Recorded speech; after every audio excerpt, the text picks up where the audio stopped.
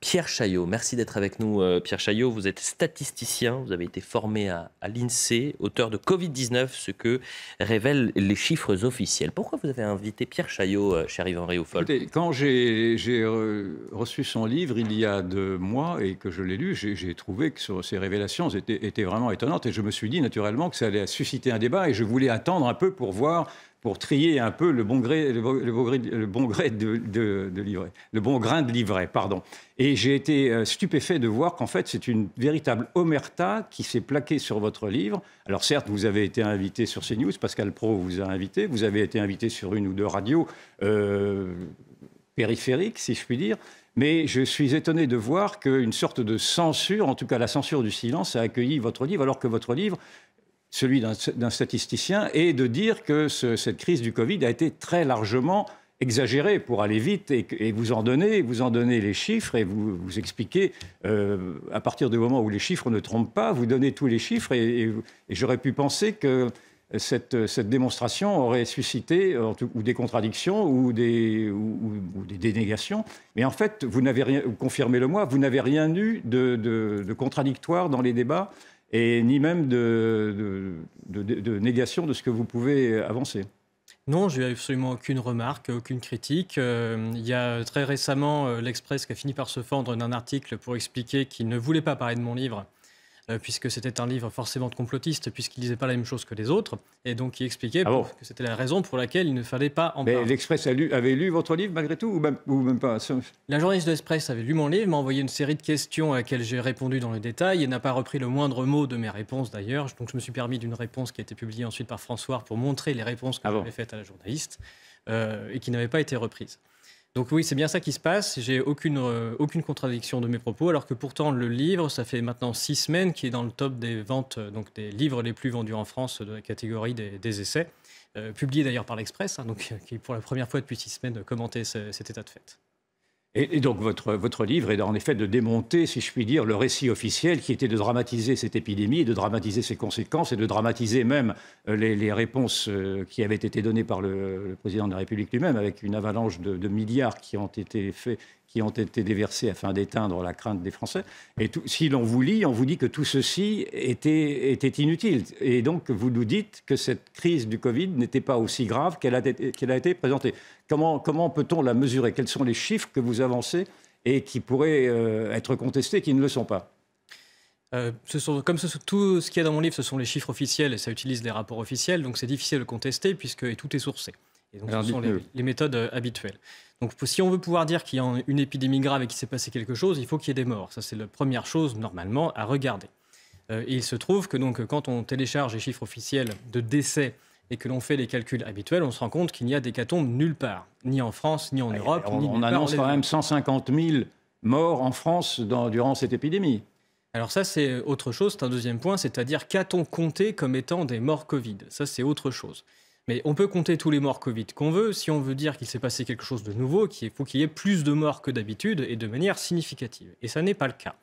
Ce qui a été fait, c'est qu'on a comparé les décès qu'il y a eu en 2020 avec ceux de l'année précédente sans prendre de précautions, alors que tous les ans en France, le nombre de décès augmente tout simplement parce que la population vieillit. Il y a ce qu'on appelle les baby boomers. Et donc ça fait 10 ans que quasiment tous les ans, on bat le record du nombre de décès.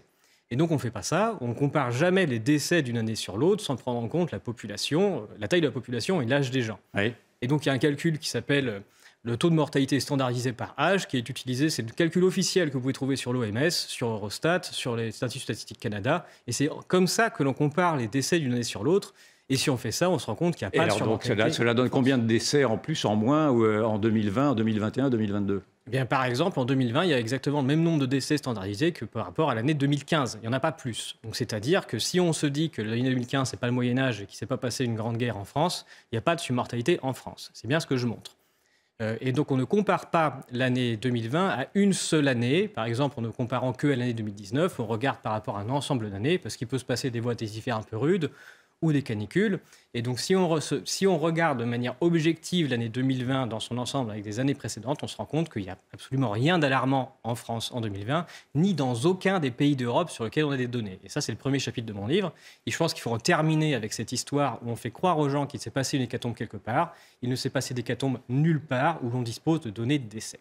Enfin, tous les pays du monde, si je puis dire, en tout cas une grande partie des pays du monde, ont relaté cette grande panique universelle presque, en disant que c'était un virus qui tuait énormément de monde. Et on a vu même des scènes, souvenez-vous, en Italie, au tout début du Covid, où l'on voyait malgré tout des corps dans des couloirs d'hôpitaux. Donc on n'a pas rêvé d'avoir vu ces scènes-là. On n'a pas rêvé, on les a vus à la télé. Il y a le deuxième chapitre de mon livre, d'ailleurs, s'intéresse à la saturation hospitalière.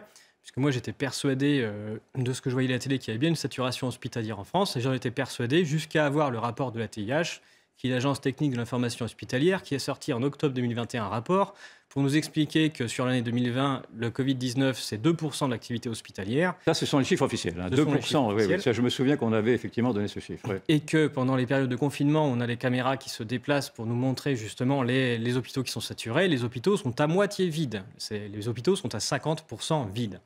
Donc, ce qui s'est passé, c'est que... Je vous interromps là, parce qu'on se souvient des images où l'on voyait des trains affrétés afin de faire venir des malades dans d'autres départements, etc., parce que les hôpitaux étaient soi-disant saturés sur place. Vous nous dites que ce théâtre-là était un théâtre faux et qu'il n'y avait pas la saturation qui était avancée par les pouvoirs publics. C'est ce que vous nous dites. Si on met dans son contexte, il se trouve que ça fait maintenant plus de 20 ans que la politique de l'État, c'est quand même de baisser le nombre de lits à l'hôpital et que de manière assez régulière, quand il y a des hivers un peu rudes, il y a des hôpitaux qui sont saturés pendant les périodes dites épidémiques, quand il fait un peu froid. Ça, c'est classique. Et d'ailleurs, je vous rappelle que quand on est en 2020, ça fait presque 1 an qu'on a des services d'urgence un peu partout en France qui sont en grève parce qu'ils manquent de moyens et qu'ils n'arrivent pas à subvenir aux besoins des malades en permanence et des malades d'infections respiratoires, notamment pendant les périodes épidémiques. Donc il ne se passe rien de nouveau. Donc l'hôpital est saturé en permanence en France parce que c'est une stratégie financière qui a été mise en place où il s'agit de ne pas perdre d'argent, c'est-à-dire d'avoir en permanence des lits qui soient à 100% occupés par des malades. Donc quand il y a des tensions, eh bien, fatalement ça déborde et c'est en permanence qu'on envoie des malades ailleurs. Donc ça c'est un classique. Ce qui s'est passé en début de cette histoire, c'est qu'on a mis en février le plan Orsan-REB qui a été mis en place et qui a dit en France, il va y avoir une épidémie très grave Covid-19 et il n'y a que 38 hôpitaux qui sont habilités à recevoir du Covid. En France, il y a 1500 établissements hospitaliers. En France, il y a 3,5 millions de personnes qui ont des problèmes respiratoires chroniques en permanence. Si on commence à leur faire peur à tous ces gens-là et qu'on leur dit qu'il y a une épidémie grave qui arrive, et qu'on concentre une épidémie, une maladie mal connue sur laquelle les symptômes peuvent être tout et n'importe quoi sur seulement 35 hôpitaux, c'est normal qu'on fasse de la saturation. D'accord. Ça a tellement saturé qu'au bout d'une semaine, ils ont abandonné parce que tout était saturé dans ces hôpitaux-là. On est passé à 108. Et puis après, on est passé à tous les hôpitaux en France, mais en disant qu'il fallait mettre dans des couloirs spéciaux les gens. Donc ce qu'on apprend avec le rapport de la TIH, c'est qu'il n'y a jamais eu de saturation hospitalière au niveau français, absolument à aucun moment, et même à aucun niveau régional. En revanche, il y a pu y avoir des saturations particulières liées au protocole qui a été mis en place. Mais ça, c'est très différent. Donc, ce n'est pas un problème d'un virus qui est plus grave que d'habitude, c'est un problème d'organisation où les gens paniquent. Gabriel Cluzel. Vous nous développez une explication franco-française, mais il se trouve que le problème du Covid, il va au-delà de nos frontières, on l'a bien vu, il est international. Alors pourquoi tous les pays auraient réagi collectivement de la même façon, avec du reste des bords politiques divers et variés? Il y a quand même eu cette réaction commune face à cette épidémie. L'explication ne peut pas être seulement franco-française. Non, alors il y a eu des pays qui ont réagi de manière différente les uns avec les autres. Et d'ailleurs, on le voit sur ces périodes-là, dans les pays qui ont paniqué, on a tendance à avoir des bosses de mortalité plus importantes que dans les pays qui ne font rien. Et on a des pays qui nous sont voisins, comme l'Allemagne, qui ne fait pas de confinement du tout pendant la période de mars-avril 2020, qui ne réagit pas en lançant la panique, qui réagit assez calmement et qui n'a aucune bosse de mortalité sur la période. Tout simplement, c'est parce qu'elle n'abandonne pas les gens en créant du n'importe quoi. Et donc, on peut bien se référer à nos voisins, à ceux qui ont paniqué, comme les Italiens notamment, très précocement, et qui ont en effet confiné les gens, qui ont dit que c'était une maladie grave et qui sont mis à faire un peu n'importe quoi, aux Français, aux Belges, mais il y a d'autres contre-exemples, comme notamment l'Allemagne et la Norvège, qui n'ont pas fait ça du tout et qui ont des résultats bien meilleurs que nous. Mais d'où est venue, est-ce que vous avez pu remonter la filière, si je puis dire, de cette fabrique de la peur? D'où est venue initialement cette panique-là? Qui l'a insufflée au départ? Bien, dans mon livre, je parle notamment je me remets en question l'histoire initiale avec le virus chinois qui est retrouvé en Chine. Si on reprend les chiffres dans l'ordre de ce qui s'est passé, on a d'abord une quarantaine de malades en Chine qui souffrent d'une infection respiratoire qui est dite atypique. On est sur une pneumopathie, on est à Wuhan, ce qui est un des territoires du monde qui est le plus pollué. On est à un moment où il fait très froid, donc c'est-à-dire un moment où il y a le plus de particules fines, des gens qui respirent mal. Et il se trouve qu'on se met à se paniquer à ce moment-là pour 40 malades, ce qui est assez étrange. Et la seule explication qui se trouve sur quelque chose qui est pourtant à cet endroit-là parfaitement habituel, c'est de dire que c'est un nouveau méchant virus qui arrive. Et dans ces cas-là, on lance la batterie des laboratoires qui se mettent à étudier ce qu'il y a dans les poumons des malades et qui finissent par diverses techniques trouver une séquence en disant voici un nouveau SARS et c'est ça qui va lancer la panique mondiale. Et l'OMS, dès que la séquence du prétendu virus qui a l'air de correspondre à ce qu'on est en train de dire est lancée, il y a l'OMS qui lance une panique en disant regardez, c'est un nouveau virus tueur qu'on va appeler SARS-CoV-2 qui ressemble au SARS-1. Et donc, c'est de là que démarre la panique, exactement comme ça s'est passé pour H1N1 il y a 10 ans, où sur certaines traces et certaines annonces de l'OMS et de laboratoires, on dit qu'il va y avoir une pandémie mondiale sur la base d'un virus, cette fois-ci grippal. Cette fois-ci, c'est un coronavirus. Mais c'est une panique de bonne foi ou est-ce que dès le départ, il y avait une volonté de désinformer dans le faux ou en tout cas d'instiller une peur artificielle afin de terroriser une partie de la population, ce qui a été fait d'ailleurs. Alors ça, on dit en statistique, les faits n'expliquent pas les causes. La seule chose que je peux dire, c'est qu'en tout cas, ceux qui ont mis le plus d'huile sur le feu sur la panique, ce sont ceux qui ont été les plus gagnants au final, à savoir les laboratoires pharmaceutiques. Les politiques, évidemment, ont tout intérêt à ce que la population soit dans un état de sidération et de peur de façon à se rendre le plus indispensable possible. C'est assez vieux comme le monde, le fait d'avoir des crises de façon à se rendre indispensable. Donc il y a une grande partie quand même des instigateurs qui ont été gagnants de la crise. Alors, oui, pardon, Gabriel. Non, je m'étonne simplement si vos chiffres sont officiels, comme vous le dites. Pourquoi êtes-vous le seul à vous en saisir et pourquoi d'autres que vous ne le font pas? On ne va pas imaginer que vous soyez le seul chevalier blanc à faire cela. Non, il y a énormément de scientifiques. D'ailleurs, je n'écris pas tout seul le livre. On est une dizaine à participer au livre, à étudier les chiffres et à arriver aux mêmes conclusions. Et il y a tout un tas de scientifiques avec qui j'ai travaillé, internationaux d'ailleurs, qui sont arrivés aux mêmes conclusions dans leur pays. Il y a une différence entre dire que je suis seul ou bien plutôt que je suis le premier à qui on pose la question sur une antenne. Mais il y a de nombreuses personnes en tout cas. Pour que je comprenne bien, vous êtes en train de nous dire que le plan anti-Covid qui a été décidé par le gouvernement, par Emmanuel Macron, afin de pallier les manques à gagner du confinement, est un plan qui a coûté des milliards aux Français, est un plan qui était inutile en fonction des données que vous nous proposez. Il était inutile sur le plan de la santé, il était certainement utile sur un plan politique. C'est-à-dire qu'il y avait une crise qui était politique, avec des gens qui paniquaient, beaucoup de gens qui réclamaient le fait de se faire protéger, et le gouvernement a répondu à cette crise-là. Mais ça n'a rien à voir avec quelque chose de sanitaire. Et quand on regarde les chiffres a posteriori, sur le nombre de morts, sur le nombre de malades, là on se rend compte que non, la crise était beaucoup plus... En tout cas, elle est invisible statistiquement.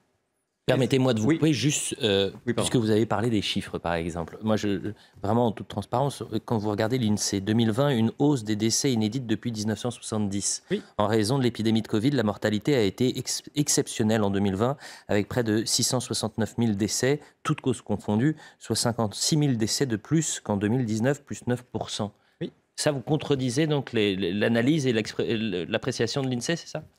J'utilise exactement les mêmes chiffres. Ce que ne fait pas l'INSEE dans cet article-là, c'est de prendre en considération l'augmentation de l'âge des gens et le fait que les baby-boomers arrivent à des âges auxquels on décède. Et ils ne font que la comparaison que par rapport à 2019 et en chiffres bruts. Là où je vous le redis, il faut regarder la taille de la population et l'âge des gens avant de dire s'il s'est passé quelque chose. Et en l'occurrence, le taux de mortalité standardisé 2020, je le redis, c'est le même que l'année de 2015. Vous avez entendu parler de l'espérance de vie, qui est un autre calcul de mortalité standardisée, et la même en 2020 qu'en 2015, c'est-à-dire qu'en 2020 et en 2015, les Français sont morts exactement pareil. À propos de la vaccination, est-ce que vous avez des chiffres sur les effets indésirables qui ont été causés par cette vaccination? Est-ce qu'il est possible d'avoir une évaluation de ces effets-là? Et est-ce que même il est possible d'avoir peut-être une évaluation des morts qui auraient été causées éventuellement par cette vaccination? Ça, c'est extrêmement difficile. Dans le livre, je passe un certain temps à regarder l'évolution de décès semaine après semaine par tranche d'âge et je mets en face les nombres de vaccins qui ont été distribués à ces populations-là, partout en Europe, par tranche d'âge. Et je remarque qu'il y a une corrélation qui marche très bien entre des doses distribuées et une surmortalité pour les tranches d'âge concernées. Donc ça concerne des jeunes, mais aussi des anciens. Et donc ça, c'est un indice. C'est-à-dire que pendant qu'on vaccine les gens, on a trop de morts sur les populations qu'on est en train de vacciner.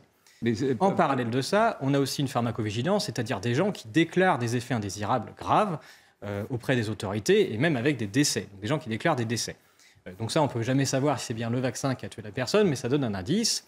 Et là, selon l'industrie pharmaceutique, il n'y a que 10% maximum des effets indésirables qui sont déclarés, donc il faudrait multiplier les chiffres par 10. Donc on a une pharmacovigilance qui est extrêmement grave et extrêmement importante et qui est un record jamais connu. Au moment où on vaccine les gens.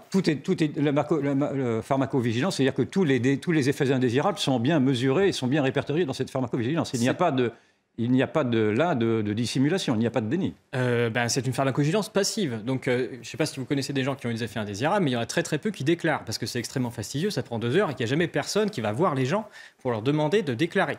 Donc c'est une démarche qui est personnelle, qui est extrêmement lourde et fastidieuse, ce qui fait que quasiment personne ne le fait. Donc c'est pour ça qu'on considère qu'il y a moins, l'industrie pharmaceutique considère qu'il y a moins de 10% des effets. Donc on ne peut pas savoir s'il y a eu des effets indésirables plus que la moyenne. Il faut considérer, là ces vaccins-là sont un record des effets indésirables, si on les compare par rapport aux autres vaccins, il n'y en a jamais eu autant de déclarés, donc ça il se passe bien quelque chose de spécifique. Et a priori, même les chiffres qui sont proposés, l'industrie dit qu'il faudrait multiplier par 10. Donc pendant qu'on vaccine les gens, on a des records de pharmacovigilance avec des gens qui se plaignent qu'ils ont des effets indésirables graves, des morts qui remontent en pharmacovigilance post-vaccinaux. Et on a sur ces périodes-là aussi des petites hausses de mortalité décelables statistiquement des populations qu'on est en train de vacciner. Donc ça, c'est un indice qu'il se passe quelque chose. Ce sont des corrélations statistiques. Ce que l'on demande, et on est plusieurs à le demander à l'État, c'est de faire un grand bilan de tous les décès qui ont eu lieu depuis 3 ans et de regarder qui était vacciné, qui n'était pas vacciné dans ces statistiques. Là, on ne le sait pas pour l'instant. Ça, il refuse de le communiquer. On refuse de le communiquer ou on ne le sait pas On pourrait le savoir. Tout cela, c'est disponible dans des bases de données auprès du ministère de la Santé qui s'appelle le SNDS. On a fait une demande avec Laurent Toubiana auprès de la CADA pour avoir accès à ces données qui nous a été refusée. La ministre a refusé de nous les donner en disant dans la même phrase qu'à la fois ces statistiques n'existaient pas mais que tout le monde pouvait y accéder quand même. Donc, les deux choses sont fausses. Mais voilà, on demande à avoir ça de façon à vérifier 2 choses. Alors s'il y a une pandémie mortelle qui circule avec un vaccin efficace, normalement les vaccinés meurent moins que les non-vaccinés. Point. Ça, c'est la première chose à vérifier. Si on trouve l'inverse, il se passe quelque chose. La deuxième chose, c'est qu'il faut regarder s'il y a un lien ou non entre la date de vaccination et la date de décès. Si la vaccination, c'est sûr et efficace, eh bien vous aurez autant de décès le lendemain de la vaccination que 3 jours après, 1 semaine ou 1 an après. Et donc il faut regarder s'il y a un lien statistique. Si vous voyez un lien statistique, c'est que vous avez un problème. C'est-à-dire que les statistiques vous disent qu'il y a bien un lien entre les 2 événements. Et donc, a priori, il y a assez peu de chances qu'on meure avant de se faire vacciner. Donc le lien serait plutôt un lien de causalité dans l'autre sens.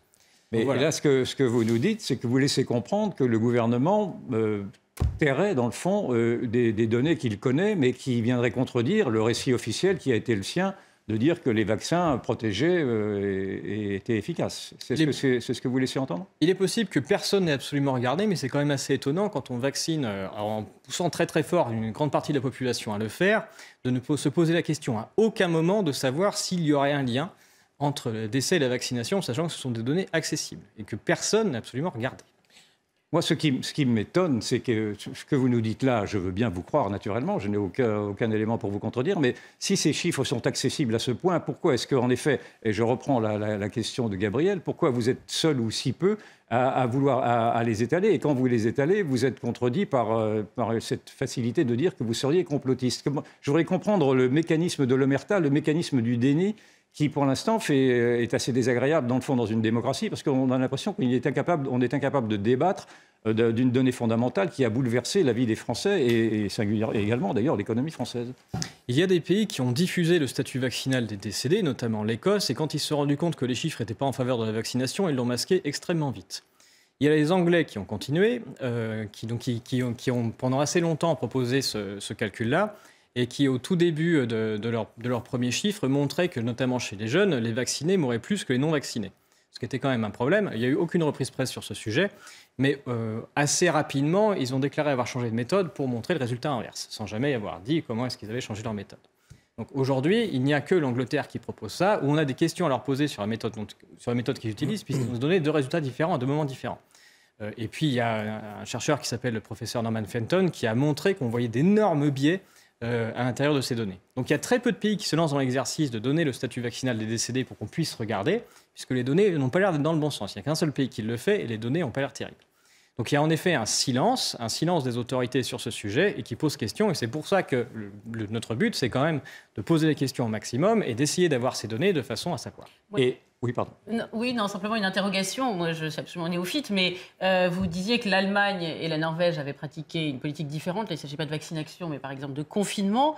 Il est assez étonnant qu'aujourd'hui, ces gouvernements qui ont pu être critiqués, je pense notamment à la Norvège, ne mettent pas en valeur des chiffres pour montrer que finalement leur politique a été la bonne. Si vous dites que tout semble leur donner raison, vous voyez, eux auraient intérêt à abonder dans votre sauce.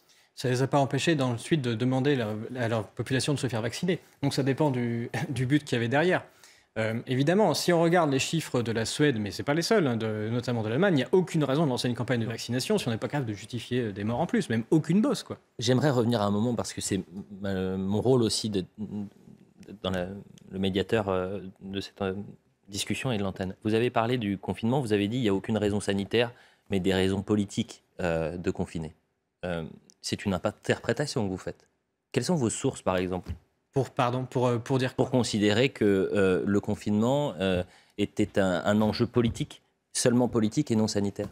S'il n'y a pas de morts, qu'il n'y a pas de problème dans les hôpitaux, qu'il n'y a pas plus de malades que d'habitude, ça c'est un autre chapitre du livre où je montre qu'en fait le réseau Sentinelle des médecins qui remontent les malades n'ont à aucun moment depuis le début de cette crise remonté plus de malades que ce qu'ils avaient d'habitude dans les fameuses grippes.